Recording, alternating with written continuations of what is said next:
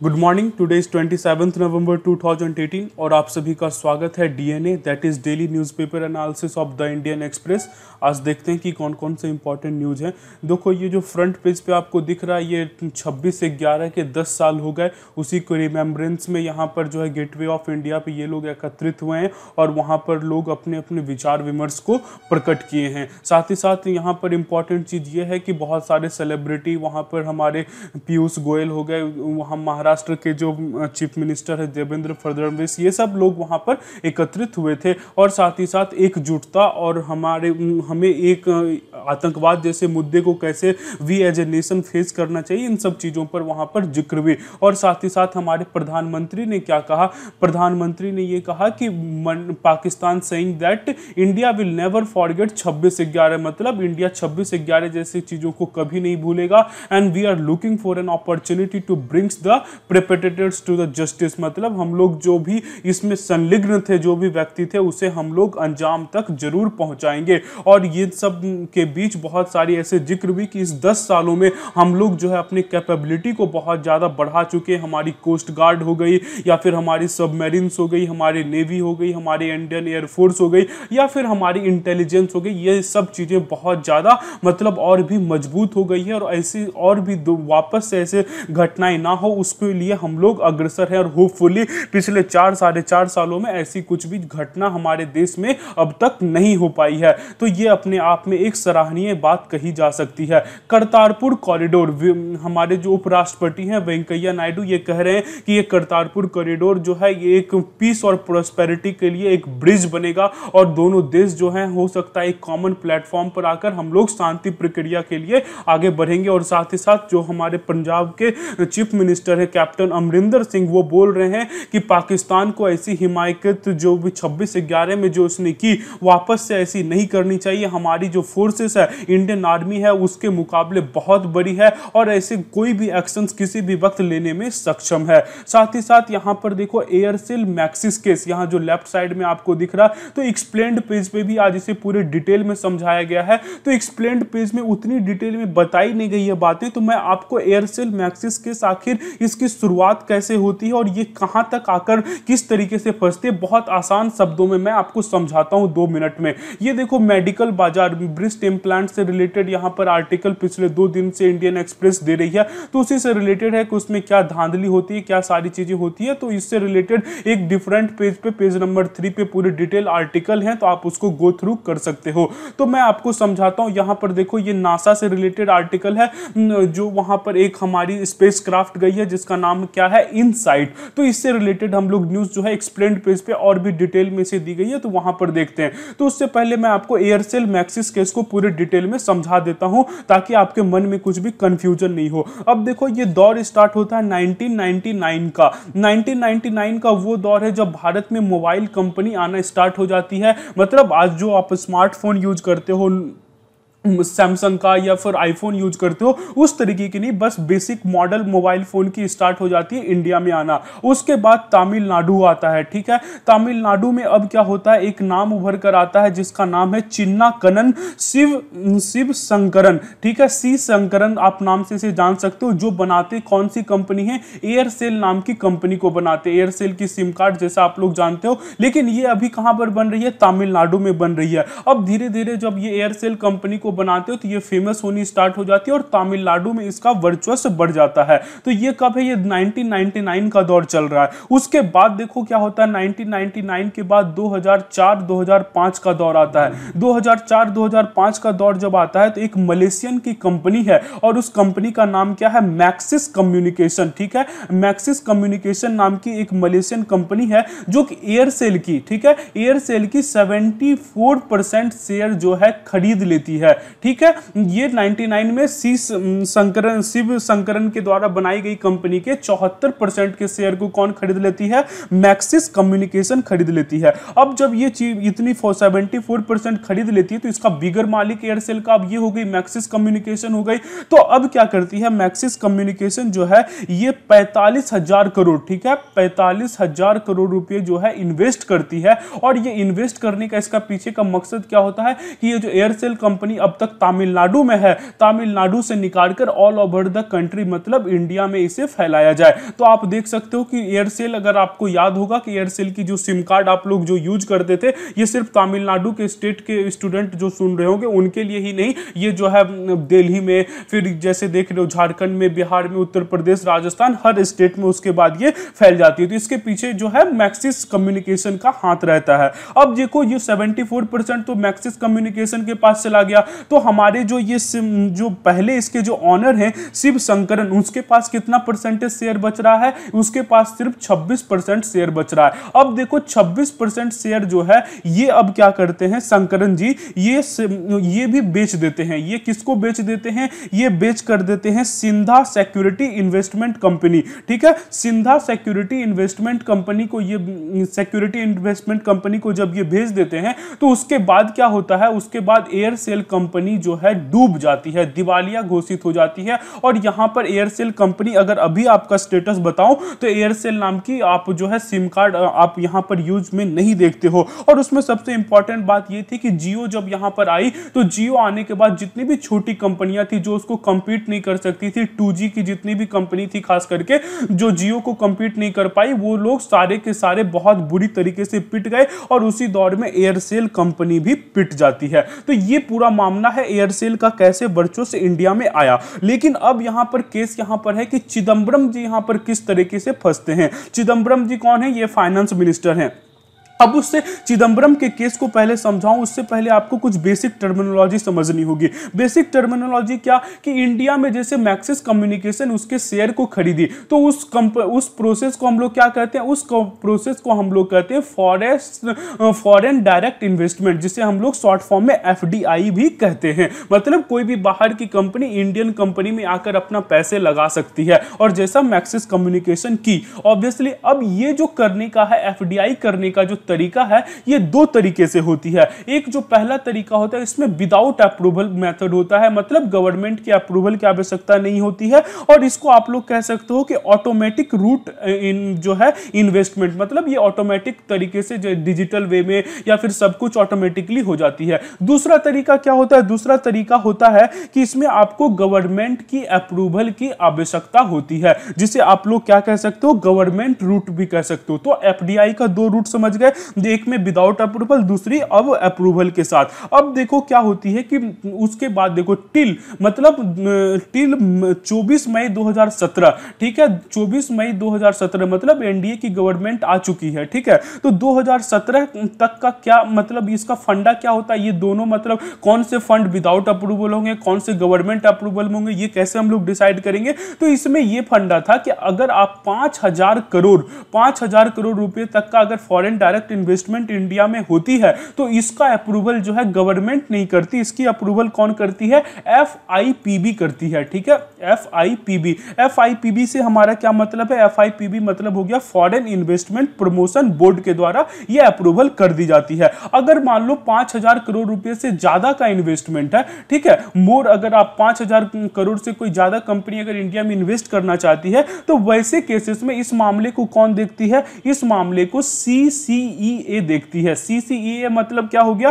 Cabinet committee of economic affairs. ठीक है, तो कैबिनेट एक कमेटी है। ये कमेटी मतलब क्या होगा? इसमें बहुत सारे लोग बैठेंगे, विचार विमर्श होती है, उसके बाद उस पर डिसाइड की जाती है कि इसको ये मतलब इतनी इन्वेस्टमेंट करने की मतलब इजाजत दी जाए या ना दी जाए। CCEA समझ गए? 5,000 करोड़ रुपए जो है आप FIDB के द्वारा कर दी जाएगी, FIPB के द्वारा कर दी जाएगी, और जो उससे ज्यादा होगा एक कैबिनेट कमेटी के पास चली जाएगी। अब देखो ये मैं आपको यहां पर बताया कि सिंस 2017 टिल 2017 उसके बाद क्या होता है? उसके बाद एनडीए गवर्नमेंट इस रूल को चेंज कर देती है। इस रूल को चेंज करने के बाद अब जो है FIPB या फिर CCEA कैबिनेट कमेटी के पास ये डायरेक्ट एक कमेटी के पास नहीं जाती, इसको डिफरेंट कमेटी में बांट दिया जाता है एनडीए गवर्नमेंट के द्वारा, जिसे हम लोग कहते हैं DIPP। DIPP का मतलब क्या होता है? Department of industrial policy and promotion. मतलब जो भी डिपार्टमेंट होगा होगा इंडस्ट्री और प्रमोशन से रिलेटेड।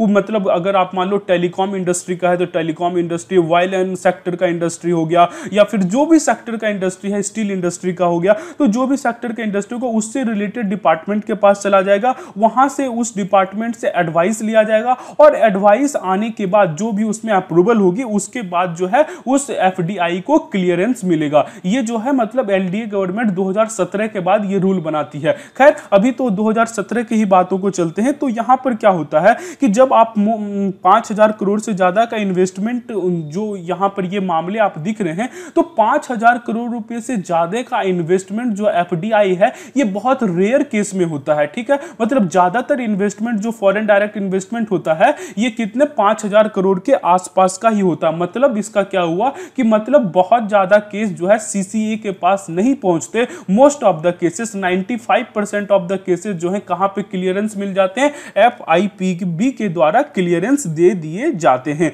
तो इतना मामला आपको समझ में आ गया। अब मामला समझाता हूं कि चिदंबरम जी का खेल कहां से स्टार्ट होता है। ठीक है, इतने मामले आप समझ गए, बेसिक चीजें किस तरीके से काम कर रही है। अब देखो 2004 से 2008 का पीरियड है। 2004 से 8 का वही पीरियड है जब हम मनमोहन सिंह की गवर्नमेंट है, और मनमोहन सिंह की गवर्नमेंट में फाइनेंस मिनिस्टर का पद कौन संभाले हुए? फाइनेंस मिनिस्टर का पद संभाले हुए हमारे चिदंबरम साहब। ठीक है, अब देखो 2006 आता है। ठीक है, 2006 मतलब फाइनेंस मिनिस्टर चिदंबरम साहब हैं। मैक्सिस जो कम्युनिकेशन है ये परमिशन मांगती है। परमिशन क्या मांगती है कि मुझे 3,200 करोड़ रुपए का इन्वेस्टमेंट करना है। तो ये परमिशन मांगेगी। तो परमिशन मांगने के बाद मैंने अभी आपको बताया कि एफडीआई का 2 रूट होता है। तो 3,200 करोड़ रुपए का इन्वेस्टमेंट है। क्योंकि ये 5,000 करोड़ से कम का अमाउंट है, तो इसका मतलब ये क्लियरेंस किसके द्वारा की जाएगी? ये जो क्लियरेंस की जाएगी एफआईपीबी के द्वारा क्लियरेंस की जाएगी। तो एफआईपीबी क्या करती है? क्लियरेंस दे देती है। एफआईपीबी क्या करती है? इसको क्लियरेंस दे देती है। लेकिन ये क्लियरेंस होने के बाद जब ये फाइनेंस मिनिस्ट्री के पास जाता है तो फाइनेंस मिनिस्ट्री को अप्रूवल देने कितना उनके हक में कितना पड़ता है? सिर्फ आप 600 करोड़ रुपए तक के पैसे को अप्रूवल दे सकते हो। लेकिन यहां पर ये क्या करते हैं, अगर 600 करोड़ रुपए से ज्यादा का मतलब foreign direct investment finance ministry के मतलब नजर में आता है तो वैसे स्थिति में क्या करना होगा? उस इन्वेस्टमेंट को कहां भेजने की जरूरत थी? उस इन्वेस्टमेंट को भेजने की जरूरत थी सीसीईए में, मतलब कैबिनेट कमेटी के पास भेजने की जरूरत थी। लेकिन इन्होंने फाइनेंस मिनिस्टर ने ये चीज जानते हुए भी सीसीए के पास इसे नहीं भेजे हैं। हालांकि क्लियरेंस इसे एफआईपीबी ने दे दिया है। ठीक है, एफआईपीबी के क्लियरेंस के बाद ये फाइनेंस मिनिस्ट्री के पास पहुंचती है। तो फाइनेंस मिनिस्ट्री सारे डिसीजन अपने आप जो है लेना स्टार्ट कर देते हैं। ये किसी और भी मिनिस्ट्री से, किसी भी और कमेटी से इसके बारे में विचार विमर्श नहीं करते हैं। तो यहां तक तो अभी कुछ भी झोल नहीं दिख रहा है कि विचार विमर्श नहीं करते हैं, क्योंकि एफआईपीबी के पास, इनके पास वो राइट थी, तो वो राइट का उन्होंने इस्तेमाल कर लिया। अब देखो यहां पर गेम किस तरीके से स्टार्ट होता है। गेम इस तरीके से स्टार्ट होता है कि 3,200 करोड़ रुपए, मैंने बताया कि मैक्सिस ने यहां पर परमिशन मांगा था कि 3,200 करोड़ रुपए का मुझे इन्वेस्टमेंट करना है। चिदंबरम साहब इसको अप्रूवल दे देते हैं। तो अप्रूवल दे देते हैं तो क्योंकि 3,200 करोड़ रुपए का अप्रूवल अगर बैलेंस शीट पर लिखकर दिखाया जाएगा तो वैसी स्थिति में क्या होगी, उस पर जो है सीसीए कमेटी मतलब क्वेश्चन करेगी कि इसके बारे में हमसे विचार विमर्श क्यों नहीं किया गया, हमारे मतलब किसी और मिनिस्ट्री से क्यों नहीं पूछताछ की गई। तो यहां पर क्या करते हैं, क्योंकि फाइनेंस मिनिस्ट्री के हक में क्या है, 600 करोड़ रुपए का, अगर 600 करोड़ रुपए तक का है तो वो किसी से बिना पूछे सारी क्लियरेंस दे सकते हैं। तो यहां पर अब देखो 3,200 करोड़ रुपए को किस तरीके से तोड़ा जाता है। अब जो है ये मैक्सिस जो आप देख रहे हो कम्युनिकेशन, मैक्सिस कम्युनिकेशन का 10 रुपए का, ठीक है, 10 रुपए का शेयर बनाया जाता है। 10 रुपए का शेयर जो है ये कितने करोड़ का बनाया जाता है? 18 करोड़ शेयर बनाए जाते हैं 10-10 रुपए करके। तो इसको दोनों को मल्टीप्लाई करोगे तो ये कितना बन जाएगा? 180 करोड़ बन जाएगा।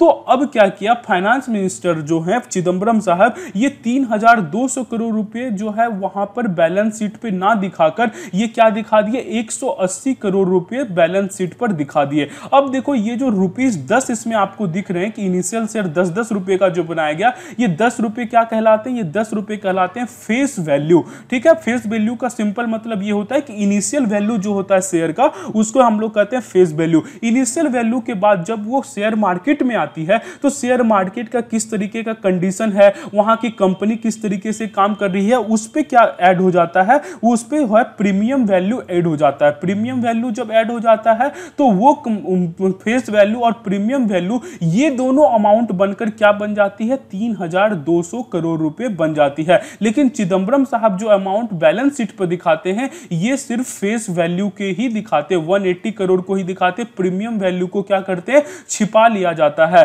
और प्रीमियम वैल्यू को, और जबकि फेस वैल्यू और प्रीमियम वैल्यू दोनों को इस तरीके से मतलब उस पे मतलब तोड़ मरोड़ किया जाता है कि फेस वैल्यू और प्रीमियम वैल्यू को अगर आप ऐड करो तो 3200 करोड़ रुपए आ जाता है। तो ये क्या करते हैं कि 180 करोड़ रुपए सिर्फ बैलेंस शीट पे दिखाते हैं और वो बता देते हैं कि इस तरीके से काम हो गया और इसमें कुछ भी झोल नहीं हुई है। अब यहां पर क्या होता है, यहां तक भी मामले आप समझ गए। तो आखिर ये पता कैसे चलता है, तो पता इस तरीके से चलता है कि ये जो है क्लियरेंस कब दी जाती है, ये क्लियरेंस दी जाती है 13 मार्च 2006 को ये क्लियरेंस दे दी जाती है। ठीक है, 13 मार्च 2006 के सिर्फ 16 दिन बाद मतलब 29 तारीख को क्या होता है, चिदम्बरम साहिब का बेटे हैं कार्तिक चिदम्बरम। ठीक है, तो कार्तिक चिदम्बरम के मतलब उनकी एक कंपनी है, कंसल्टेंसी की कंपनी है, कंसल्टेंसी फर्म है। और कंसल्टेंसी फर्म में जो है मैक्सिस के अकाउंट नंबर से 26 लाख रुपए जो है कार्तिक चिदम्बरम को मिलते हैं।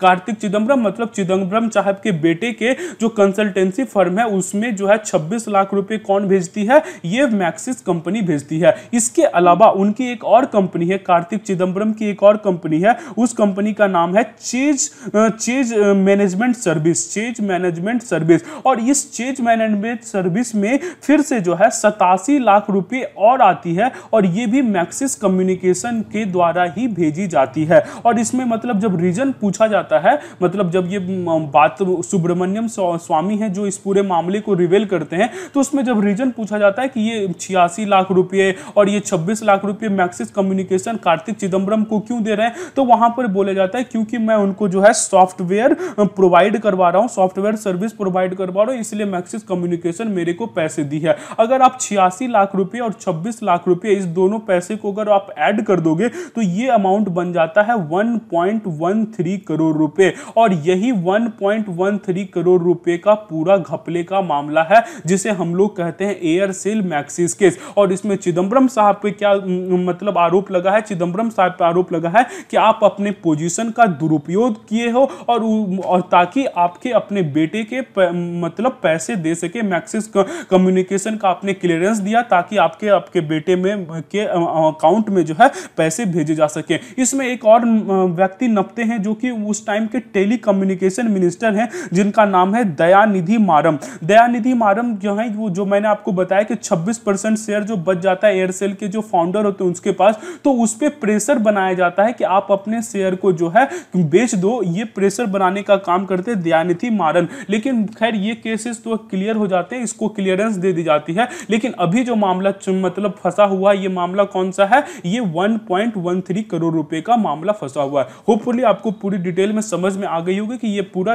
मामला किस तरीके से शुरुआत होता है और किस तरीके से चलता है। यहां देखो मालविया मतलब रिटायर्ड इलाहाबाद हाईकोर्ट के जो जस्टिस हैं गिरिधर मालविया, ये जो है ग्रैंडसन है किसके, ये ग्रैंडसन है पंडित मदन मोहन मालवीय। पंडित मदन मोहन मालवीय कौन थे, ये बीएचयू के फाउंडर भी रहे हैं और साथ ही साथ एक फ्रीडम फाइटर भी ये कहे जाते हैं। तो ये जो है उनके ग्रैंडसन जिनका नाम क्या है, जिनका नाम है गिरिधर मालविया, बीएचयू के चांसलर बनाए गए हैं। नेक्स्ट पेज पे चलो, ये पूरी पॉलिटिकल पेज है। ये मैं आपको बता रहा था ब्रेस्ट इम्प्लांट वाला, इम्प्लांट फाइल्स, तो आप यहां पर एक बार रीड कर सकते हो अगर आपको इसके बारे में ज्यादा जानकारी चाहिए तो। गवर्नमेंट से रिलेटेड वहां पर देखो ये हमारे जो आपको दिख रहे लॉ मिनिस्टर रविशंकर प्रसाद, ताकि हमारे चीफ जस्टिस ऑफ इंडिया ये दोनों हैं। और ये जो है मिलते हैं, कॉन्स्टिट्यूशनल मॉडलिटी पे बात होती है, और हमारे जो मतलब लॉ मिनिस्टर हैं ये क्या बोलते हैं, कॉन्स्टिट्यूशनल मॉडलिटी एक नया कॉन्सेप्ट है, और ये नया कॉन्सेप्ट अपने आप में सराहनीय है, क्योंकि इसमें एक इनोवेशन है,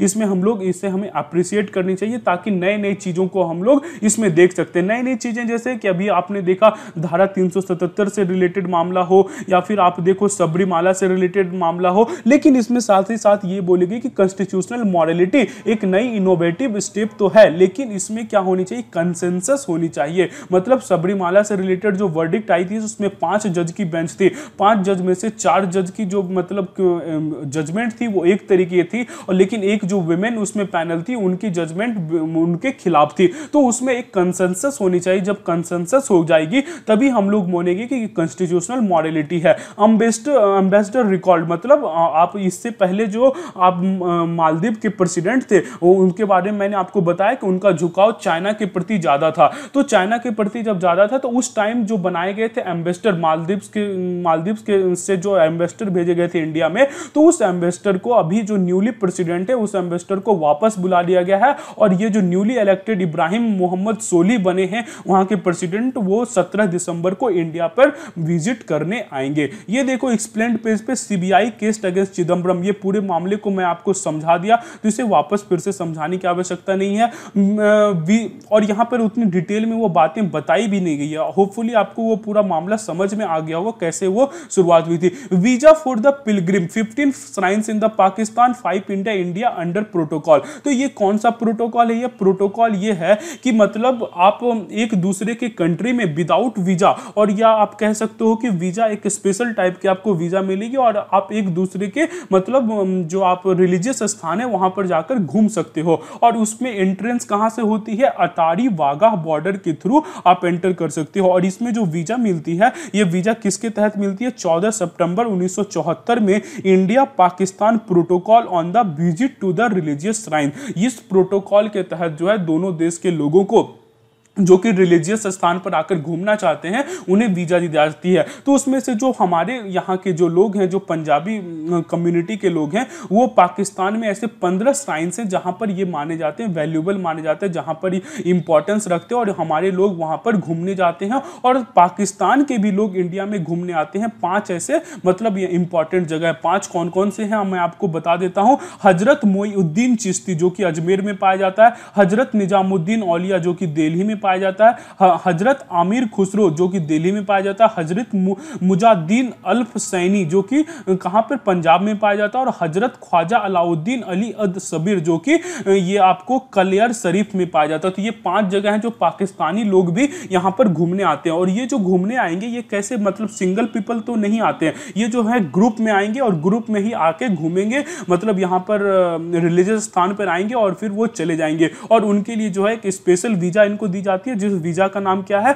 विजिटर वीजा कही जाती है। क्या इस जो प्रोटोकॉल है, इस प्रोटोकॉल में जो 15 मतलब इंडिया के लोग वहां पर घूमने जाते हैं और 5 जो पाकिस्तानी लोग यहां पर आते हैं, उसमें करतारपुर को रखा गया? जी नहीं, इसमें जो है करतारपुर इंक्लूडेड नहीं है। तो करतारपुर को उसमें या तो इंक्लूड कर दिया जाए, या फिर करतारपुर से रिलेटेड कुछ अपरेंट डिफरेंट वीजा प्रोवाइड करवाया जाए। तो वैसे अमेंडमेंट की आवश्यकता है। किसमें? ये जो 1974 में India Pakistan protocol on the visit to the religious shrines हुई थी, उसके बारे में यहां पर बताई गई। इनसाइट ये जो एक नया स्पेस क्राफ्ट है, और ये नए स्पेस क्राफ्ट जो है मंगल पर जो है लैंड कर गई, मार्स पर जो है लैंड कर गई। और ये जो यान भेजी गई है, ये क्या वहां पर जाकर वहां पर जीवन यापन कर सकते, ये चीज को स्टडी करने के लिए भेजी गई? जी नहीं, ये जो यान है ये उस चीजों को स्टडी करने के लिए नहीं भेजी गई है। ये स्टडी करने के लिए भेजी गई है कि वहां के जो मटेरियल है, मार्स के मटेरियल है, वो किस तरीके से बने हुए, उसके जो इनसाइड मटेरियल है और उसके जो लेयर है वो किस तरीके से बने, वो सारी चीजों की जानकारी रखेंगे। और ये जो यान भेजी गई है कितने महीने के लिए भेजी गई है? ये 2 साल मतलब 24 मंथ मिशन पे ये गई है। और ये जिस जगह पर लैंड की है उस जगह का क्या नाम है? उस जगह का नाम है इलिजियम प्लैटिनिया। ठीक है, इलिजियम प्लांटिया, जो कि इनसाइट जहां पर वो मतलब स्टेबल रूप में वहां पर वो खड़ी की खड़ी रह सकती है। इसमें देखो एक स्केड्यूल भी बताया गया कि लगभग 1:10 आज 27 नवंबर की मतलब 1 बजे सुबह 1:10 सुबह जो है ये सेपरेट हो जाएगी अपने क्रूज स्टेज से। उसके बाद 1:17 पे क्या हुआ, एटमॉस्फेरिक जो है ये मतलब मार्स के जो एटमॉस्फेयर है उसमें एंटर कर जाएगी और उसका स्पीड उस वक्त कितना होगा 19,800 किलोमीटर पर आवर के स्पीड से। उसके बाद 1:21 पे पैरासूट उसमें डिप्लॉय हो जाएगा, 1:22 पे सेपरेट हो जाएगा वो अपने सेल से और 1:24 पे ये क्या होगा, ये मतलब मंगल की सतह पर उतर जाएगा और 1:34 पे ये अपनी जो है पहली इमेज भेज देगा मार्स से हमारे पृथ्वी पर। तो ये पूरी मतलब सिस्टम इसमें बताई गई है। बाकी ये देखो एडिटोरियल पेज है, एडिटोरियल पेज में कुछ नए एडिटोरियल नहीं आए हैं। बाकी मैं आज के एडिटोरियल में आपको मराठाज किंगडम के बारे में बताया है, आप जाकर उसे जरूर सुनना और पूरी डिटेल मराठा किंगडम के बारे में जो बती हुई है वो भी मैं कभी आपको समझाऊंगा। Sort of naming it terror sponsor, ये देखो यूनाइटेड स्टेट क्या बोल रही है, यूनाइटेड स्टेट ये बोल रही है पाकिस्तान को कि या तो आप हमें कोऑर्डिनेट करो मतलब क्या, आतंकवाद को खत्म करने के लिए, और अगर आप कोऑर्डिनेट नहीं करते हो तो वैसे स्थिति में आपको आइसोलेशन फेस करना होगा। मतलब पूरी जितनी भी मतलब राष्ट्र है वो आपसे सारी कम्युनिकेशन तोड़ देगी। अभी जो देखो मतलब ये जो टेरर स्टेट जो बोलते हैं, इंडिया हमें कोशिश कर रही है कि पाकिस्तान को टेरर स्टेट घोषित करवा दिया जाए। तो अभी टेरर स्टेट कौन कौन सी कंट्री को मतलब ये डेजिग्नेट किया गया है, ये जो है टेरर जो कि स्पॉन्सर करती है टेररिज्म, ये ईरान है, नॉर्थ कोरिया है और सूडान है और सीरिया है। ये ईरान, नॉर्थ कोरिया, सूडान और सीरिया। अभी वेनेजुएला पर भी ये विचार विमर्श हो रहा है कि इसे भी एक जो है टेरर स्टेट घोषित कर दिया जाए। क्या पाकिस्तान भी टेरर स्टेट घोषित कर दिया गया? नहीं, पाकिस्तान अभी टेरर स्टेट घोषित नहीं किया गया है, लेकिन पाकिस्तान के बारे में ये स्टेटस बना हुआ है कि एक ऐसी कंट्री है जो कि टेररिज्म को क्या कहती है, पनाह देती है। तो ये इसकी स्टेटस प्रेजेंट में ये है, इसलिए यूनाइटेड स्टेट ने इसको फंडिंग देना भी बंद कर दिया है और साथ ही साथ इस पर लतार लगाई गई है कि आप या तो कोऑर्डिनेट करो टेररिज्म को खत्म करने में, अदरवाइज आपको और भी कड़े प्रावधान झेलने होंगे। यहां पर देखो, China create the first gene edited babies. Gene edited babies मतलब क्या हो गया, एडिटेड बेबीज मतलब जो ओवरी होता है, ओवरी में जो बच्चे मतलब एग्स जो कि मदर की ऊंब में वो जब वो सारी फर्टिलिटी होती है तो वहां पर उसके जीन को जो है बाहरी रूप से जो है चेंज कर दिया गया, मॉडिफाई कर दिया गया। और ये मतलब क्या बोल रहे हैं,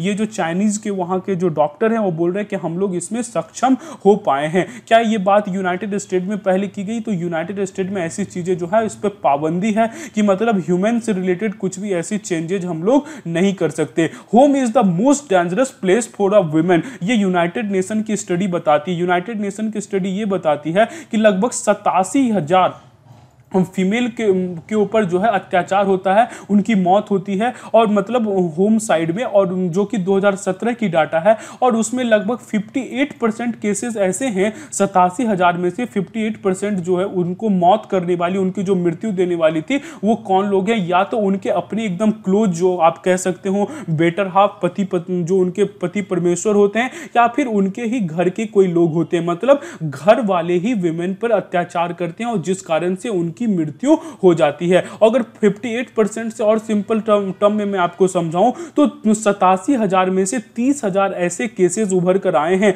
जो कि 34% अकेले आप समझ लो उसमें were committed by the intimate partner alone. मतलब उनके जो सबसे इंटीमेट पार्टनर होते हैं विमेन के, उनके द्वारा ही जो है ये क्या की गई है, अराउंड ये कमिटेड की गई है। और उसको और सिंपल लैंग्वेज में अगर आप समझो तो मतलब सम 6 women being killed every hour by the people they know. मतलब हर एक घंटे में 6 विमेन का डेथ होता है और उसमें से डेथ जो करने वाली, उनकी जो मतलब कत्ल करने वाले कौन होते हैं, उनके कत्ल करने वाले उनके आसपास के ही लोग होते हैं, उनके अपने इंटीमेट लोग या फिर उनके फैमिली के लोग होते हैं। तो इसलिए क्या बोला गया, home is the most dangerous place for the women. ये यूनाइटेड नेशन का डेटा है। यहां पर देखो, bank under the PCA out of the 11 landers for the report improvement in the profit.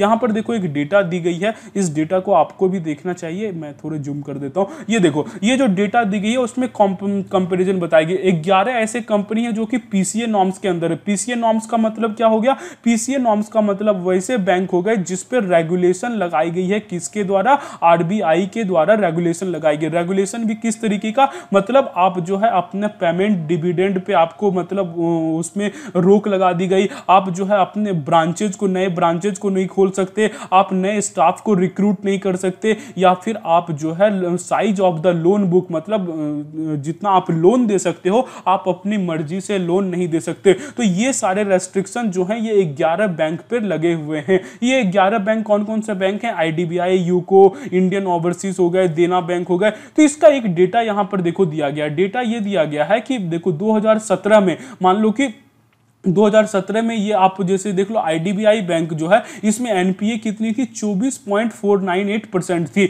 और इसमें 2018 में जो है ये 24% बढ़कर एनपीए कितनी हो जाती है? 31% हो जाती है। उसी तरीके के जैसे आप बैंक ऑफ इंडिया का केसेस देख लो तो ये जो है सितंबर 2017 में इसकी प्रॉफिट जो है वो कितनी है?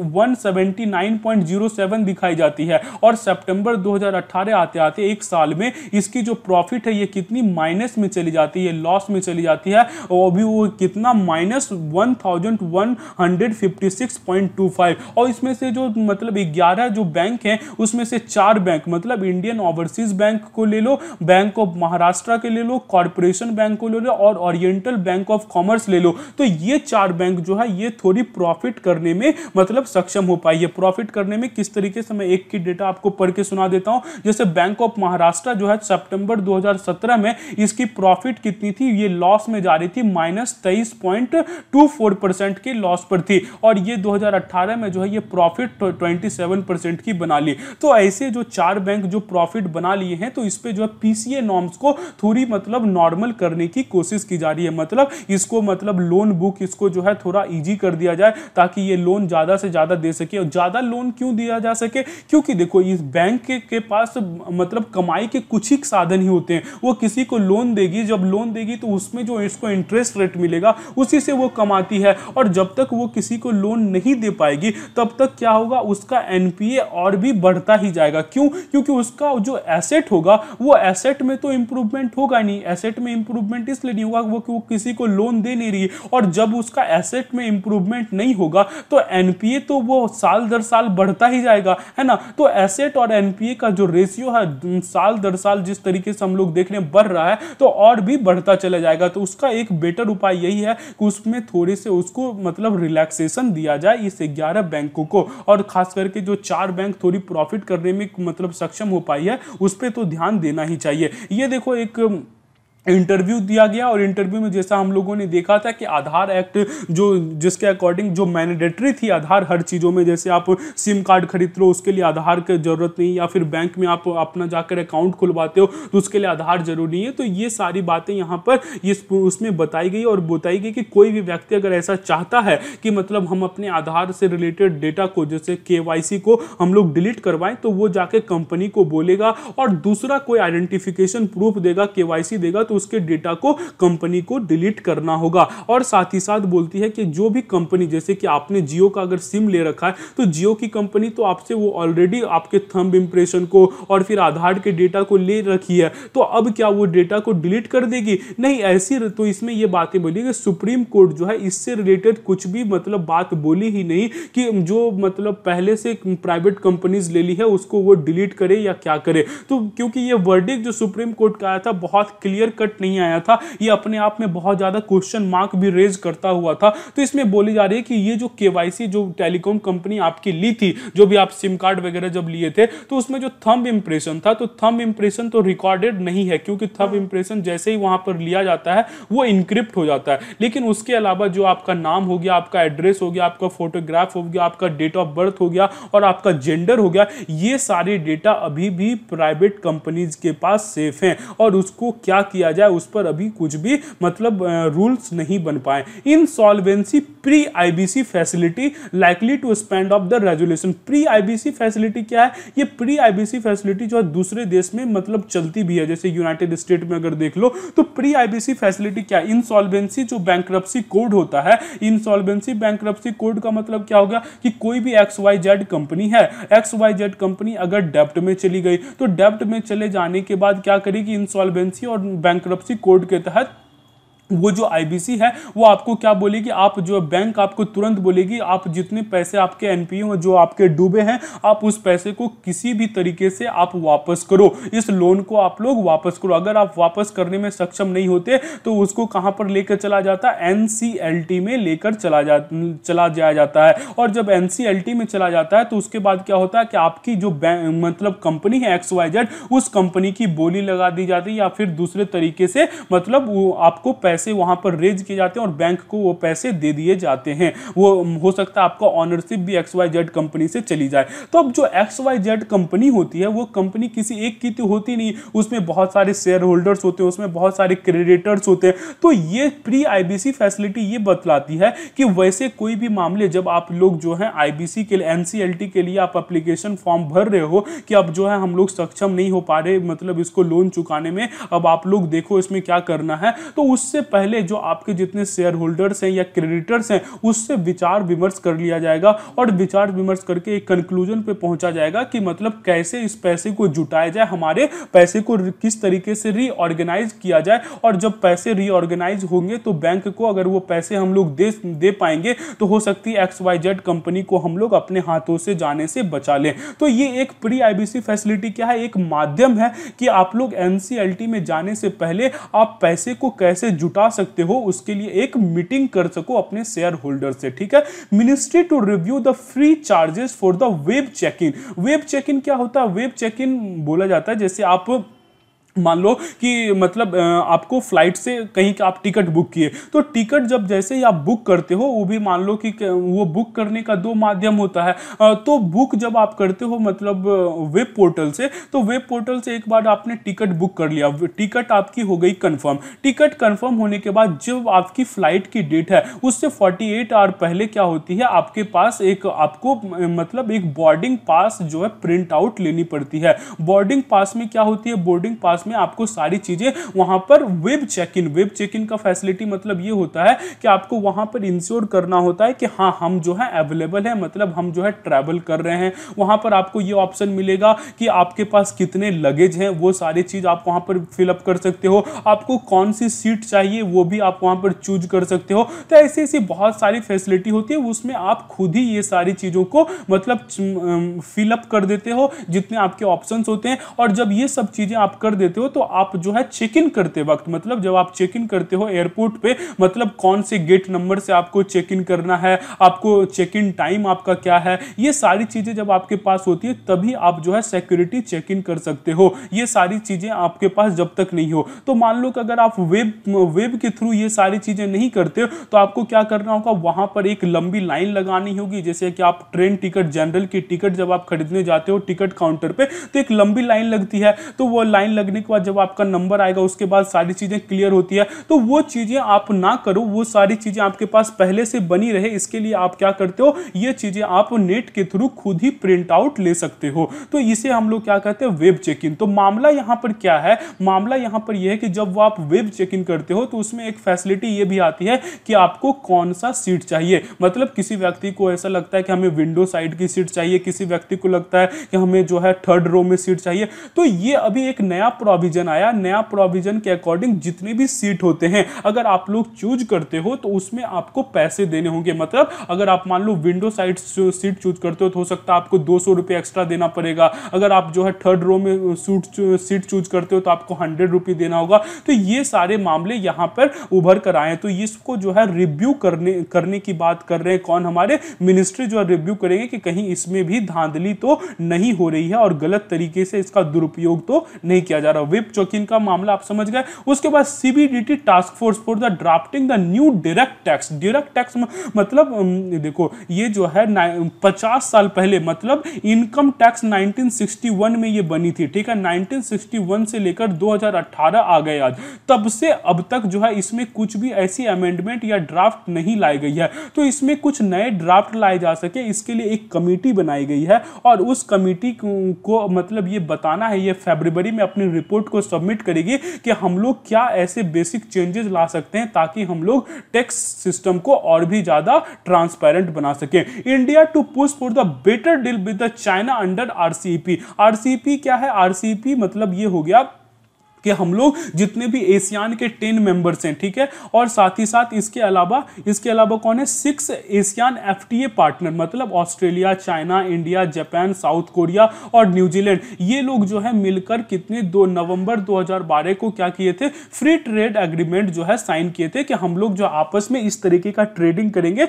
एक दूसरे को प्रमोट करेंगे। तो मामला यहां पर यह बताया जा रहा है, मामला यह है कि और सब कंट्री आरसीईपी की मतलब जितनी कंट्री है उसके साथ ये हम इंडिया को बोल रही है कि लगभग 90 to 92 मतलब ऐसे परसेंट की कमोडिटीज जो है, मतलब आप मान लो कि 92% कमोडिटीज को क्या किया जाए, मतलब ड्यूटी फ्री कर दिया जाए, ताकि हम लोग फ्रीली एक दूसरे के देश में चीजों को वहां पर एक दूसरे के देश में जा सके और उस पर कुछ भी टैक्सेस नहीं लग सके, ठीक है। लेकिन इंडिया क्या बोल रही है, क्योंकि हम चाइना के साथ जो है क्या करते, करेंट अकाउंट डेफिसिट में जाते हैं, मतलब दोनों का अगर जितना हमारा ट्रेड बैलेंस है वो इंबैलेंस में रहता है, तो जिस कारण से चाइना को हम लोग चाइना के कमोडिटी को फ्री ट्रेड एग्रीमेंट हम लोग साइन नहीं कर सकते। और हालांकि जितने छोटे छोटे देश हैं जैसे एशियन कंट्रीज हो गए, मालदीव्स हो गए, थाईलैंड हो गए, तो ये सबसे हम लोग फ्री ट्रेड एग्रीमेंट पे हम लोग मतलब विचार विमर्श कर सकते हैं, लेकिन हम लोग साथ ही साथ चाइना को ये चीजें नहीं कर सकते। और उसके अलावा न्यूजीलैंड हो गया, ऑस्ट्रेलिया हो गया, इसके लिए हम लोगों ने लगभग 20 वर्ष का समय मांगा है,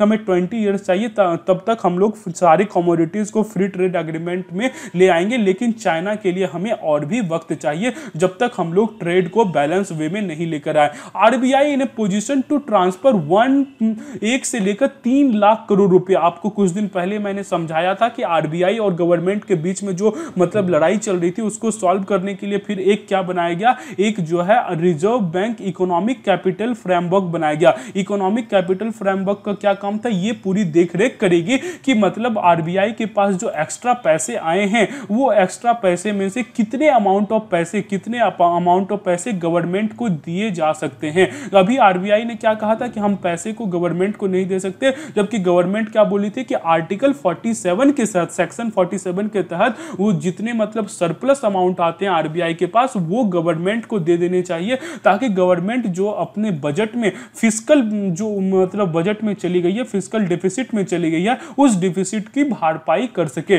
तो इस चीजों को कि कितने पैसे दिए जा सकते हैं इसको कौन डिसाइड करेगी, ये जो है इकोनॉमिक कैपिटल फ्रेमवर्क करेगी। तो ये जो है मतलब एक अंदाजा लगाइए, लगभग 1 से 3 लाख करोड़ रुपए जो है गवर्नमेंट को दिए जा सकते हैं, जो कि अभी आरबीआई के पास सरप्लस है। तो थैंक यू, आज के डिस्कशन में इतना ही था। आपको आज का डिस्कशन कैसा लगा कमेंट सेक्शन में लिखकर बताइए। Thank you very much for listening.